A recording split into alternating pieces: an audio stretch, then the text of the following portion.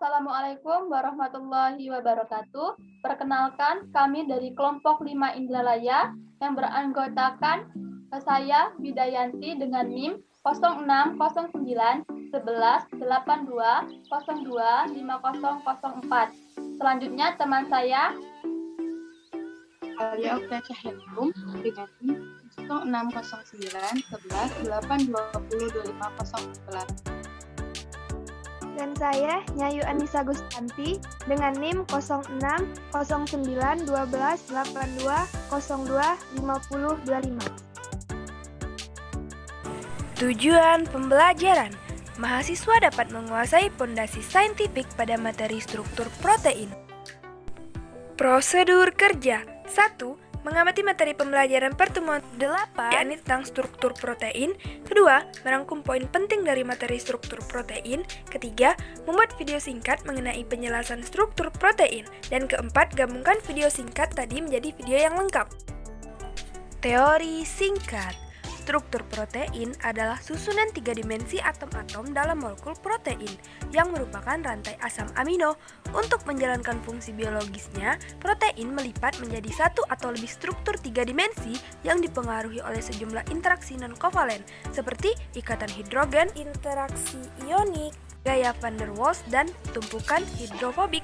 Struktur protein terdiri dari 4 macam, yakni struktur primer, sekunder, tersier, dan kuartener. Untuk lebih memahaminya, mari simak pemaparan berikut ini. Struktur primer adalah struktur paling sederhana atau paling dasar pada protein, di mana strukturnya terdiri atas asam amino yang saling berikatan membentuk rantai panjang polipeptida. Struktur primer disebabkan oleh ikatan kovalen atau peptida yang dibuat selama proses biosintesis protein. Contoh protein dengan struktur primer adalah hormon insulin. Terdapat 2 jenis struktur sekunder protein, yaitu alpha helix yang menyerupai lilitan tali dan dapat dilihat dari 2 arah berbeda, yaitu arah putar kanan dan arah putar kiri. Sedangkan pada beta sheet yang menyerupai pelat dasar yang saling bertindihan dengan rantai polipeptida yang berikatan sejajar dan juga melalui ikatan hidrogen. Struktur sekunder ditentukan oleh pola ikatan hidrogen antara gugus peptida rantai utama. Contoh protein struktur sekunder alpha helix adalah protein pembentuk rambut, kuku, dan myoglobin. Contoh protein struktur sekunder beta sheet adalah fibroin atau sutra yang diproduksi oleh serangga. Dapat kita lihat ini merupakan contoh struktur dari alpha helix. Nah, di sini dapat kita lihat bahwa ini merupakan ikatan hidrogennya. Nah, kemudian selanjutnya ini adalah struktur glisin. Nah, kemudian dilanjutkan dengan struktur treonin, dan yang ini alanin. Kemudian seterusnya disambung sampai di akhir. struktur tersier protein terjadi gabungan dari untaian rantai polipeptida struktur sekunder, yaitu ada daya tarik antara heliks alfa dengan lembaran berlipat. Interaksi struktur tersier rantai polipeptida melipat sendiri akibat dari interaksi gugus samping R antara asam amino. Terbentuk beberapa jenis interaksi, yaitu yang pertama interaksi ion terjadi antara gugus samping yang bermuatan positif dengan gugus samping bermuatan negatif.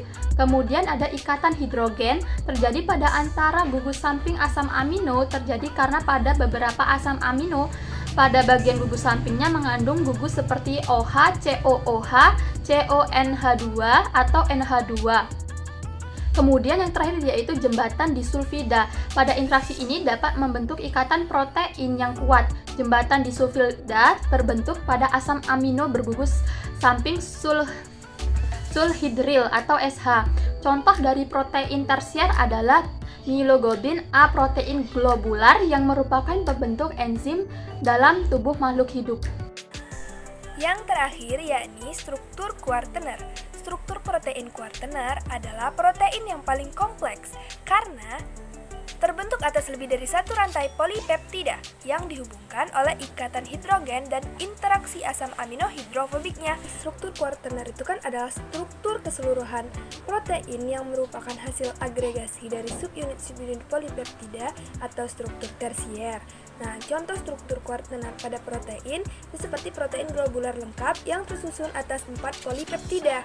Nah, contohnya itu hemoglobin, di mana hemoglobin merupakan salah satu jenis protein globular yang terdiri atas 2 subunit polipeptida berbentuk alpha helix dan 2 lainnya berbentuk beta sheets.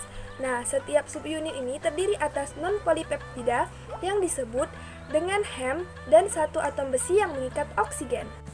Kesimpulan. Jadi, struktur primer itu adalah struktur paling sederhana. Struktur primer ini terjadi karena residu-residu asam amino saling berikatan karena adanya ikatan peptida. Sedangkan struktur sekunder merupakan struktur 3 dimensi dari segmen lokal suatu protein. Struktur ini terdiri dari 2 struktur reguler, yaitu alpha helix dan beta sheets. Struktur tersier itu merupakan sebuah untaian rantai polipeptida dengan beberapa struktur sekunder. Sisi dari untaian polipeptida dapat saling berinteraksi dan membentuk ikatan yang pada akhirnya akan menentukan struktur 3 dimensi dari protein ini. Terakhir, struktur kuartener merupakan struktur keseluruhan protein yang merupakan hasil agregasi dari subunit-subunit polipeptida atau struktur tersier, atau sering juga disebut sebagai subunit protein kompleks tunggal. Sekian pemaparan dari kelompok kami, semoga bermanfaat.